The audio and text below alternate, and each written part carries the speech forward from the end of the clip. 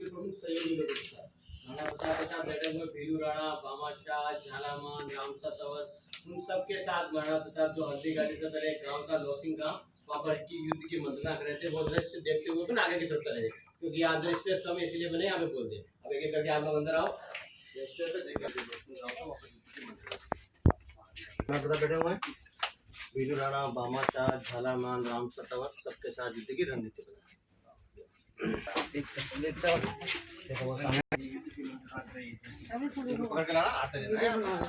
आ जाना के पीछे मतलब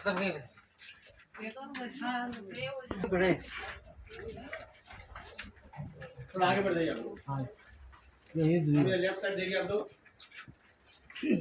देखिए वहां अपने सबसे पहले देखा युद्ध की मंत्रणा करे थे महाराणा प्रताप, और जिस रास्ते से भी अपन लोग निकल के आए, ये सब ये पुराने जमाने का हल्दी घाटी का दर्रा बनाया है, छोटा रास्ता सकड़ा, जहाँ से कि पुराने जमाने में या तो एक पैदल व्यक्ति निकल सकता था या फिर एक घुड़सवार, इतना छोटा रास्ता था। और जब आज की तारीख में जो ओरिजिनल जो हल्दी घाटी यहाँ से 40 किलोमीटर दूर, वहाँ तो बीच में रोड बन गया है और दोनों तरफ पहाड़ है, अपने वैसा कैसा डेवलप किया है। वहाँ की पूरी मिट्टी हल्दी जैसी थी, पीली मिट्टी, इसलिए इसका नाम हल्दी घाटी रखा गया है। और अपने यहाँ पूरा बनाया फाइबर का बनाया हुआ है। अब देखिए अपन लोग हल्दी घाटी दर्रे से निकल के आए, वो देखो दोनों पहाड़ों के बीच से महाराणा प्रताप की सेना निकल रही है, वो ग्रीन वाली महाराणा प्रताप की सेना और ग्रीन वाली मुगल सेना। अब देखो वो दोनों हल्दी घाटी दर्रे से महाराणा प्रताप की सेना निकलती है। और अब जैसे इसको मुगल सेना के अंदर एक झूठी अफवाह फैलाती है, भाई सैनिकों आप लोग भागो मत, अकबर साहब मैंने आपकी मदद की, ऐसे झूठ बोल दिया उसका उनका हौसला बनाने के लिए। पर सेना कहाँ रुकने वाली, वो तो हमला हो तो सेना भागी, तो सेना कहाँ भागी, हल्दी घाटी दर्रे से सीधी खमनोर नामक जगह पे, लेफ्ट साइड।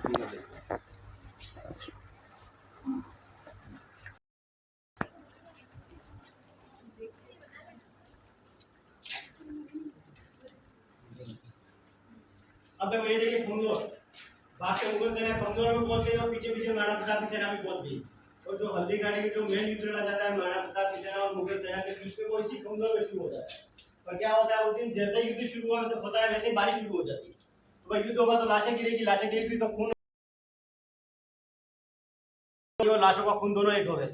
अब क्या था कि भाई दोनों ही सेनाओं के अंदर घोड़े थे, पैदल सैनिक थे, हाथी थे, तो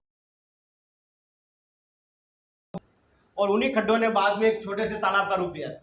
और वो जो बरसात का जो पानी था, लाशों का खून था, उन्हीं खड्डों में इकट्ठा हुआ और बाद में इसी खमनोर नामक जगह का नाम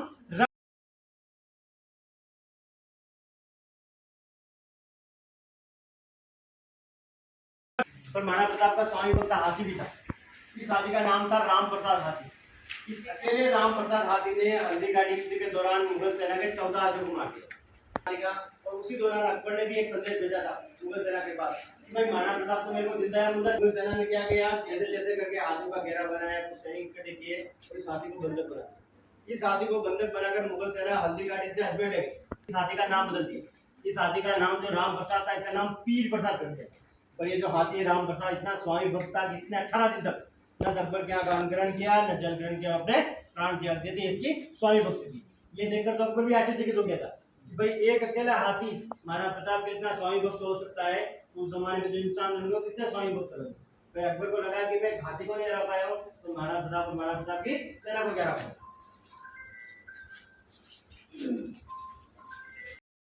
बहलोल खां था ये मुगल सेना का सबसे ताकतवर सैनिक था। हल्दी घाटी युद्ध के दौरान महाराणा प्रताप ने अपने तलवार के एक वार से घोड़े समेत 2 भागों में काट दिया था बहलोल खां। हल्दी घाटी युद्ध लड़ने आया था अकबर की तरफ से। जब महाराणा प्रताप और मानसिंह का आमना सामना होता है, महाराणा प्रताप भाले से हमला शुरू करते हैं मानसिंह के ऊपर, तो मानसिंह गोदे में छुप जाता है। ये जो भाला था इसके मावत को लगा था, ये मारा गया था। ये जो मानसिंह का जो हाथी होता है, इस हाथी का नाम होता है मर्दाना हाथी और इसकी सूंड में तलवार थी। और उसी दौरान महाराणा प्रताप ने क्या किया था कि अपना जो घोड़ा था चेटक, उसको हाथी की सूंड तक चढ़ा दिया था। तो चेटक की दोनों आगे वाली टांगें तो हाथी की सूंड के ऊपर थी और हाथी की सूंड के अंदर तलवार थी। इसी तलवार की वजह से हल्दी घाटी युद्ध में चेटक की पीछे वाली टांग कट जाती है। और आप ये देखो, ये चेटक घोड़े के ऊपर जो हाथी की सूंड लगा रखी है, ये इसलिए लगा देते हैं महाराणा प्रताप कि ये जो हाथी है इस घोड़े को अपना बच्चा समझ ले, मतलब कंफ्यूज करने के लिए। क्योंकि भाई हाथी तो बड़ा होता है, घोड़ा छोटा होता है, सीधा अटैक भी कर देगा। पर सूंड से तो क्या लगेगा हाथी को कि भाई मेरा ही बच्चा है और अपने बच्चे के ऊपर कभी कोई अटैक। जब इधर ये झालामान थे, ये जो झालामान थे इनकी शक्ल और महाराणा प्रताप की शक्ल सेम थी। बोलते कि हल्दी घाटी युद्ध के दौरान मुगल सेना का एक अतिरिक्त तोपखाना आ गया था, तो यही वो झालामान थे जिन्होंने निकल गए। जब जाके युद्ध हुआ, झालामान का बलिदान हो गया, जब जाके मुगल सेना को असली बात पता चली कि भाई ये तो झालामान थे, महाराणा प्रताप थे नहीं। इसी दौरान महाराणा प्रताप ने क्या किया, मैदान से बाहर निकलकर महाराणा प्रताप की सेना जो दो भागों में बटी हुई थी, महाराणा प्रताप ने एक कर दी थी और पहाड़ों से हमला शुरू कर दिया था छापा। सेना आदिवासी ट्राइबल जिन्होंने सबसे पहले हल्दी घाटी युद्ध में पर जो मैदानी भागों पर मुगल सेना होती थी उनके ऊपर तीर कमानों से हमला करते थे और हमला करके वापस जाके पहाड़ों के अंदर छुप जाते थे। जिससे क्या होता है, मुगल लोग इनको ढूंढ नहीं पाते, क्योंकि ये लोग तो दिन रात पहाड़ों के अंदर रहने वाले लोग थे और इन लोगों को पहाड़ों का कोई ज्ञान नहीं था। चेटक की टांग कटने के बाद भी चेटक कम से कम 3 से 4 किलोमीटर लेके चला था महाराणा प्रताप। बोलते हैं कि बीच में नदी आई थी, नाला, ये बनास नदी का नाला था 20 से 22 फीट का। चेटक घायल है, महाराणा प्रताप ऊपर बैठे हुए हैं और चेटक के महाराणा प्रताप का जो हल्दी घाटी है उसके पास एक गांव है बलीचा गांव। चेटक नाला क्रॉस करवाकर बलीचा गांव पहुंचता है और यहाँ बलीचा गांव पहुंचते चेटक अपने प्राण त्याग देता है। बोलते कि उस टाइम पहली बार महाराणा प्रताप की आंखों से भी देखो अपने वहां देखा खमनोर में हल्दी घाटी का युद्ध शुरू हुआ। तो खमनोर में हल्दी घाटी युद्ध के दौरान जो मुगल सेना बच गई थी गोविंदा, क्यों भागी थी गोविंदा? क्योंकि मुगलों का शिविर था, महल बना हुआ था गोविंदा में। लगभग 1.5 महीने तक मुगल सेना गोविंदा शिविर के अंदर रही, क्योंकि पुराने जमाने में तो क्या होता था कि अनाज लूट के लाते थे तो भंडारा भरा हुआ था। अब जब तक था तब तो खा लिया। और इनके पीछे जो महाराणा प्रताप की सेना आई थी वो बाहर आकर खाने का था, ये लोग बाहर निकले नहीं।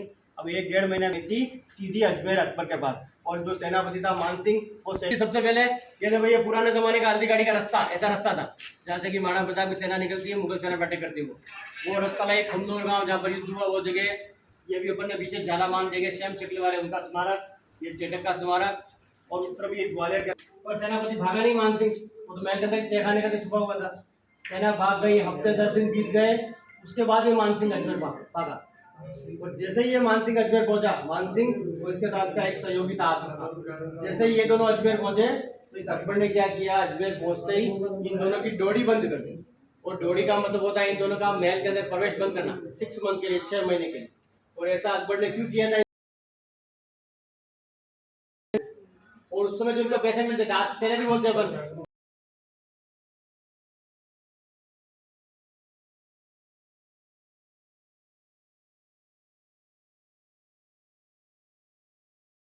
महाराणा प्रताप को बंदी बना सका ना हरा सका, इसके भी उल्टे पर भागना पड़ा। और इतिहास को तो लिख दिया मुगल जीत गया। देखो ये आवरगढ़ दुर्ग है, ये जो आवरगढ़ दुर्ग है ये हल्दी घाटी युद्ध के बाद महाराणा प्रताप की संघर्षकालीन राजधानी थी 9 साल। जैसे युद्ध समाप्त हुआ महाराणा प्रताप सीधे इस आवरगढ़ दुर्ग, ये जो दुर्ग है ये नहीं आज की तारीख में खत्म हो चुका है, पर वहाँ एक मंदिर है कमलनाथ महादेव जी का मंदिर, जो कि आज भी बोलते कि रावण के टाइम का मंदिर है और रावण ने खुद तपस्या की थी उस जमाने का मंदिर। शांतिकालीन राजधानी चावल, अब भाई नाम से शांति जीता, वहां पे कोई युद्ध था नहीं।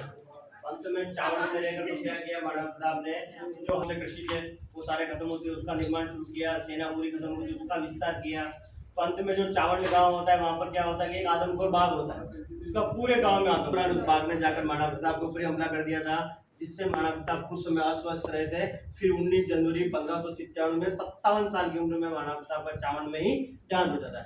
अब 57 साल 57 ईयर में देहांत हुआ है, तो आपने देखा होगा बाहर बड़ी मूर्ति लग रही है सामने की तरफ, वो 57 फीट की बनाई, जितनी महाराणा प्रताप की एज रही थी उसके अकॉर्डिंग।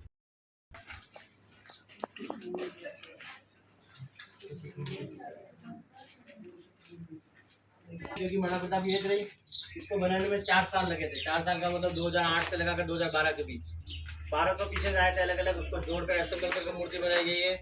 मूर्ति अष्ट धातु में धार धातु मतलब जो सोना चांदी तांबा पीतल होता है उससे, तो इस मूर्ति का पूरा वजन है 40 टन। अभी उस तरफ तो कुछ है नहीं, देखने का काम चल रहा है, खाली अगर मूर्ति जाना चाहे तो बाहर गोल पुकार है, उससे मूर्ति तक आप लोग जा सकते हैं, और पैदल जाना चाहे तो जा सकते हैं।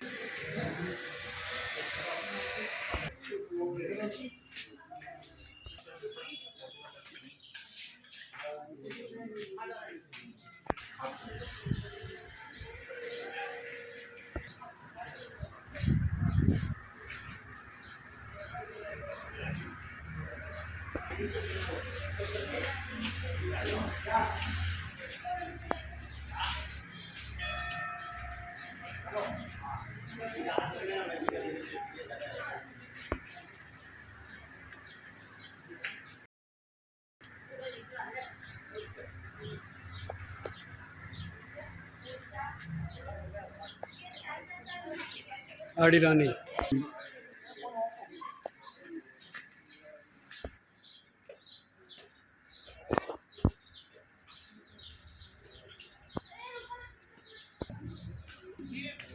राज सिंह जी वहाँ से। क्योंकि क्या हुआ था कि जब पूरे भी पहुँचते ही चारुमती को एक संदेश भेजा कि भाई मैं तो आपसे विवाह करूँ, तो चारुमती से लड़ो रोको थोड़ा करते हुए चारुमती से विवाह करते सीधा तुम्हारे पास पहुँच जाता।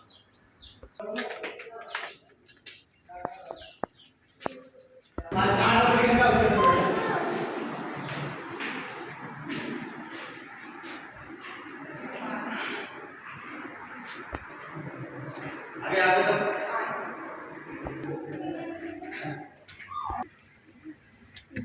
रूम है अपने पास और 4 अलग अलग मेवाड़ की घटना चलेगी। ये 4 नंबर रूम है। जैसे ये रूम खत्म होगा उस तरफ आगे गेट है, वहां से निकलकर सीधा 7 नंबर रूम में जाना है। 7, 8 और 9 3 एक साथ चलेंगे। बाकी सब रूमों का रिनोवेशन चल रहा है, काम चल रहा है। तोड़ अपने अधीन कर लिया। उसका पुत्र खिंजर खान 1316 ईस्वी तक चित्तौड़ में रहा। फिर अपने विश्वस्त सिरोही के राजा मालदेव को चित्तौड़ सौंप दिल्ली चला गया। ईस्वी सन 1659 में किशनगढ़ की हम आपसे विदा लेने यहाँ आए हैं। आप विजयी होकर लौटे। ले जाना चाहते हैं। राजपुरोहित ने हाड़ी रानी को समाचार दिया। पति की मोहग्रस्त मेरी अनमोल निशानी भेंट कर देना। और हाड़ी रानी ने अपना सिर काट दिया।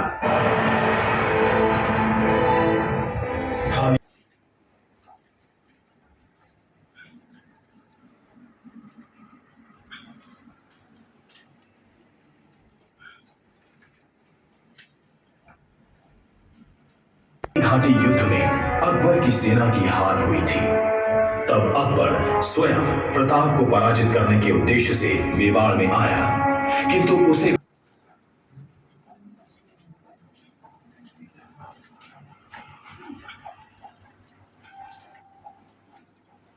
क्षेत्र को लूटकर तथा अपने पूर्वजों के संचित धन को लेकर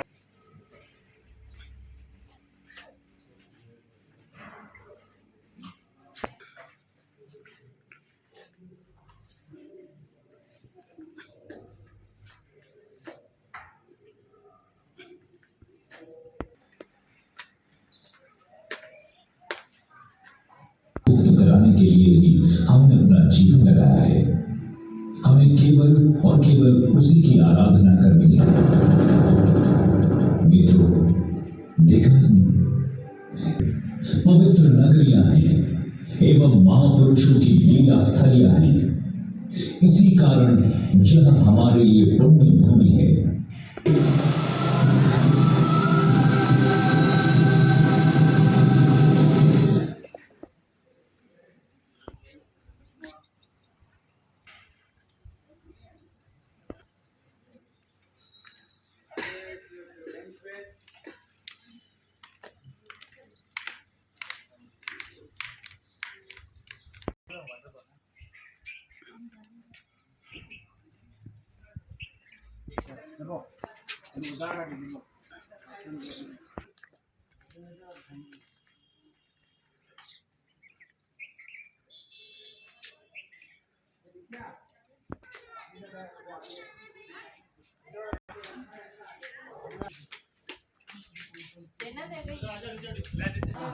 ગયા થકા કોઈ આવે નહીં એટલે હેજે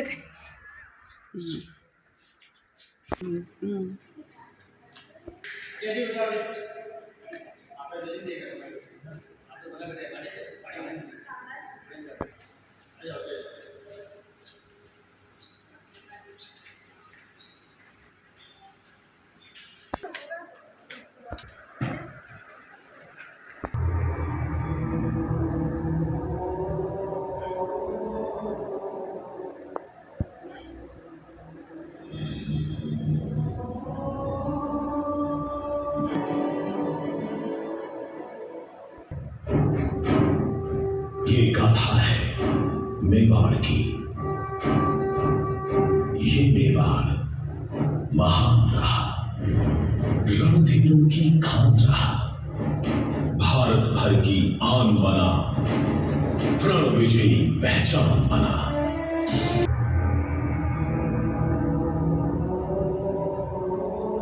सुना आपने ये गौरव गान, मातृभूमि की वह मेरा परम भक्त। मैंने हारित ऋषि को भेजा इसे सजा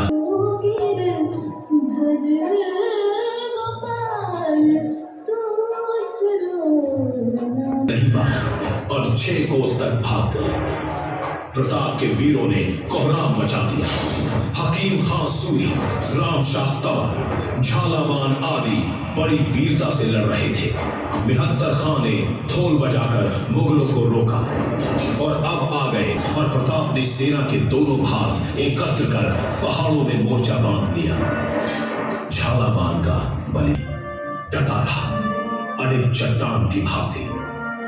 शहंशाह अकबर अपने 7 बड़े आक्रमणों के बाद थक हार कर बैठ गया और मन ही मन इस स्वतंत्र में भी गौरक्षा के लिए अपने प्राण त्याग दिए।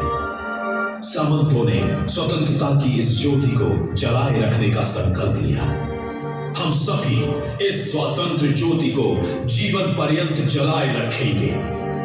एक लिंगनाथ की जय, एक लिंगनाथ की जय।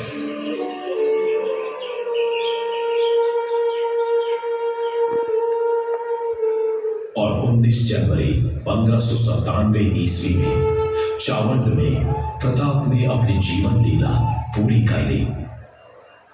अमर सिंह ने विधि विधान से उनका दाह संस्कार किया। रक्षा की तलवार उठाकर समर किया लाखों से, पोंछ दिए आंसू प्रताप ने माता की आंखों से। निकल रही जिसकी समाधि से स्वतंत्रता की आगी, यही कहीं पर छिपा हुआ है वो स्वतंत्र वैरागी।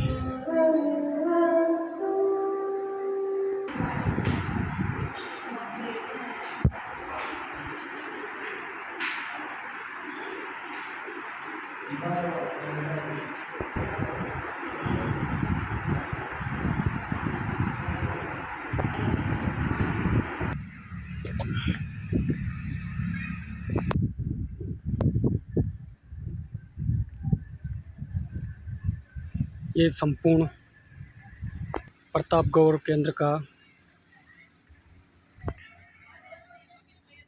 मार्गदर्शन कराया है आप सभी को। धन्यवाद।